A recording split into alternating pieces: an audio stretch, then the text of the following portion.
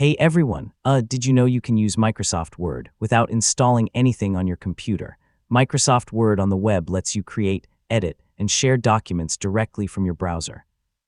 In this tutorial, I'll show you how to get started and use its most important features. So let's jump right in. Open your preferred web browser and go to Microsoft Word on the web. Sign in with your Microsoft account.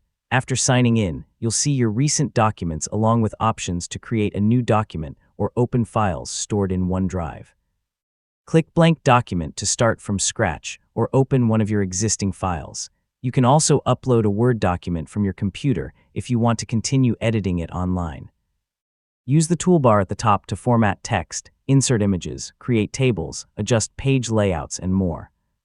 Yeah, most of the essential editing tools found in the desktop version are also available in Word on the web. One of the biggest advantages of Word on the web is automatic saving.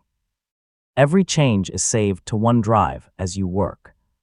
To collaborate with others, click Share, enter their email address, or copy a sharing link so everyone can edit the document together in real time. If you need advanced features, you can open the document in the desktop version of Microsoft Word. You can also download a copy to your computer as a Word document or PDF whenever you need an offline version, and that's how to use Microsoft Word on the web.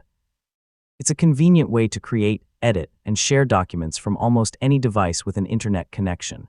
Thanks for watching, and I'll see you in the next tutorial.